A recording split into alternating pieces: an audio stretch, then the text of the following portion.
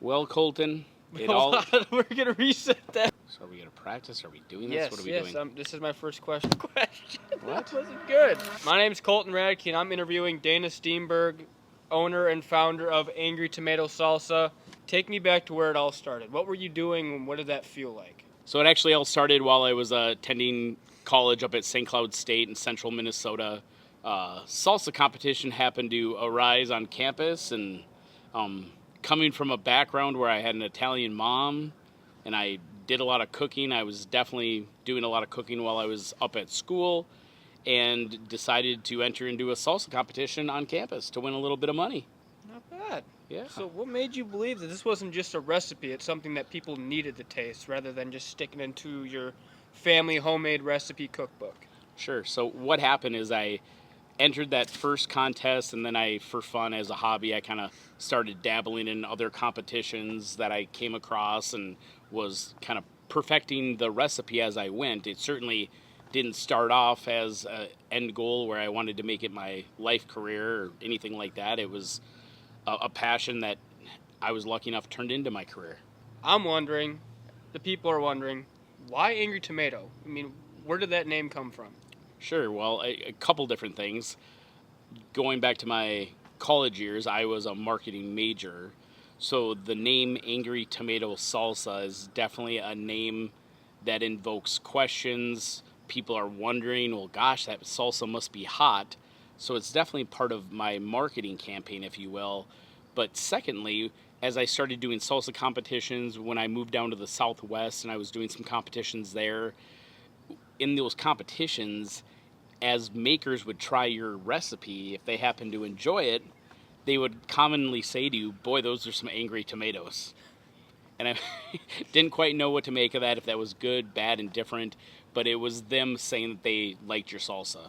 Boy, those are some angry tomatoes. So upon deciding that I was going to move forward with the business, I came back to Minnesota. The business name was available. All of the social media handles were available. So I jumped on it. I thought it was a catchy name, something that, provoked people to come up and ask me about it and start a conversation.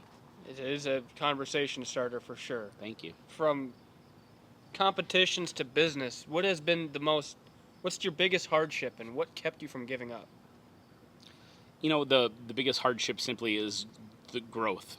Growing and kind of outgrowing myself, where I had to start bringing in, additional players into the game, and having to be able to, depend and trust on other people. I'm very accustomed to doing things myself and doing them the way that I like, and having to branch out and, trust in others and be able to depend on other people has been a challenge for me.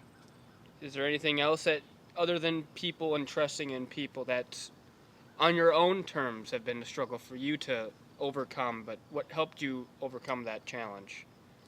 Yes, I mean, simply, walking away from corporate America. For the better part of my life, I was in, financial advising, and to walk away from corporate America and leave the benefits and the steady income behind and move into the unknown was definitely a big risk. Right. But, it's all about risk versus reward. And I thought that I had a good product when I started this. I still feel that today. And it's all about, getting something that the people want and need into their hands. And I feel that I'm doing that. I would agree as well. And on that topic, when someone takes a bite of your salsa, what do you want them to feel? What do you want them to taste? Like, bring me through what you want them to feel. Sure. So I think when you're tasting food, at least from my point of view, it's important that you can taste the individual ingredients. And it's very evident that that is what is happening when people are out, sampling my salsa at the variety of events that we cover. You can see it in their face. They say it aloud that, it's a clean, healthy tasting salsa. You don't taste sugar. Like so many of the salsas out there, the very first thing that you're tasting when you take a bite is that the sugar that they put in it. And why they're putting sugar in there, it's beyond me. But some people like it a little bit sweeter. But I like the fact that you can taste all the rich ingredients that I'm putting in there. I definitely have a deep ingredient panel with my salsas. Right. And, feel like that what is part of what makes it stand apart from others. That was going to be my next question. Like, what makes your salsa different from all the other salsas around the world? Sure.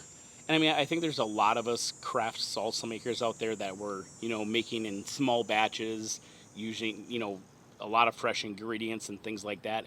I have some little bit more unique ingredients, I think. I've tried to use, things like olives. I grew up with an Italian mother, and olives were a staple in our household. And so I incorporated that into my recipes, not knowing that I it seems like 1 in 2 people despise olives, so I usually don't talk about that. And the way that the salsa is processed, you would never know unless you read the ingredient panel that there's actually olives in there. But definitely black and green olives is not a common thing I see in other I was salsas. always wondering why there was black and just olives in general in your Yep. salsa. I mean, I haven't noticed the taste difference, but Yeah. just a question, you know? Yeah, it's when I sat down, I literally wrote my recipes one right after another when I was in college. And to me, I just wrote what I thought would make a good salsa. And to me, the olives were part of that mix. What does it mean to you when a family chooses your salsa to sit at their kitchen table? It means everything.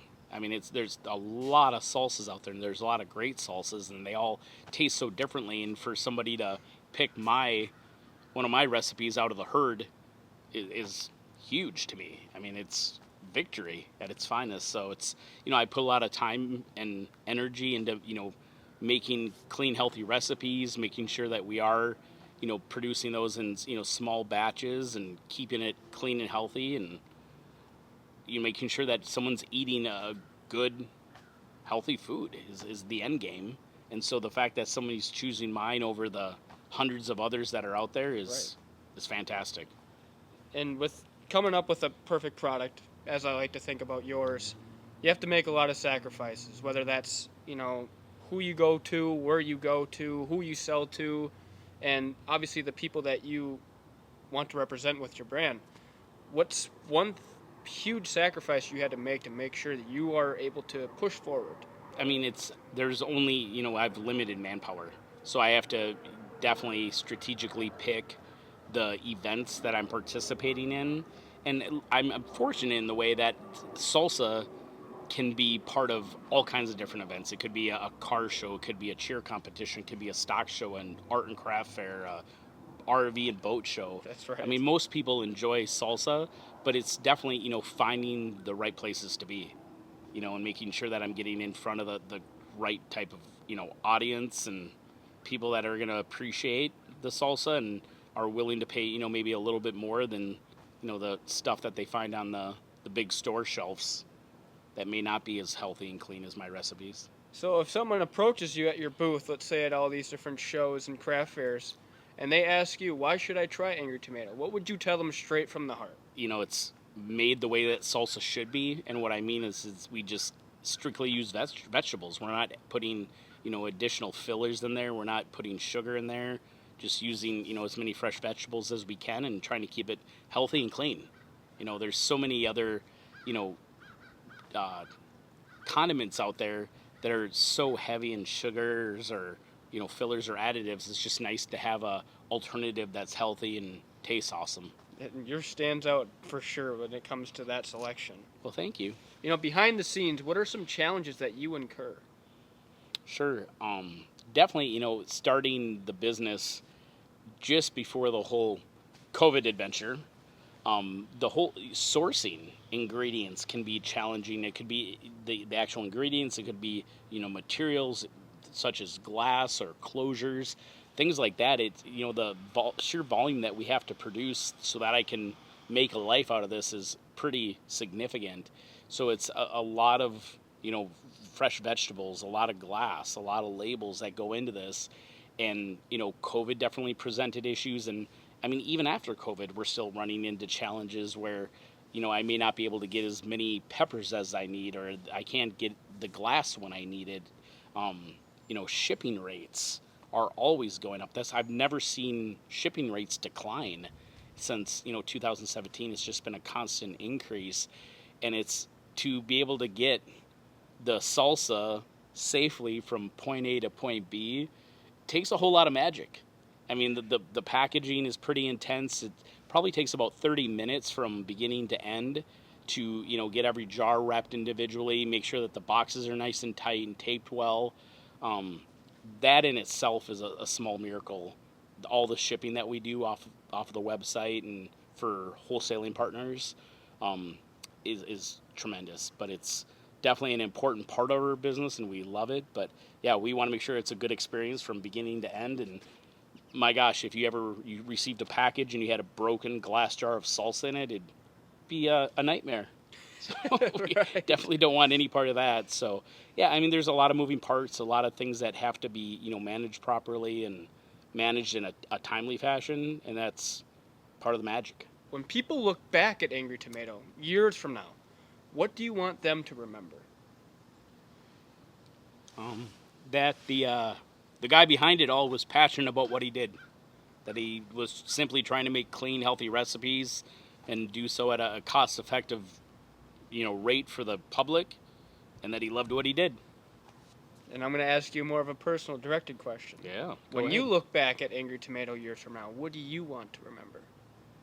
How much fun it was. I'm definitely a people person, and I love getting out and interacting with my customers and seeing what they think of the salsa and getting their feedback. It's ways for me to, refine my recipes and find out what the people want. But I love getting out and mixing it up with the general public at all the events that I attend. Well, I want to say thank you very much for spending all this time here answering questions Yeah, and telling love me it. about your brand. And Absolutely. Thanks for the questions. I appreciate your time. Dana, is there anything that you would like to say to the viewers out there in the world before we wrap it up? Yeah, I just would ask that next time salsa's on your mind, think of Angry Tomato Salsa and give us a shot, whether it's coming visiting us at one of the events that we're attending or checking into our website and ordering some off the web. It's a great product, your simple recipes, and again, focusing on clean and healthy recipes so that it's, good for you and something that the whole family can enjoy. If you're new to Angry Tomato Salsa, check them out. The link is in the description. Let's salsa. Perfect. I'm super surprised nobody's driven by. I thought for sure somebody would drive by and be like,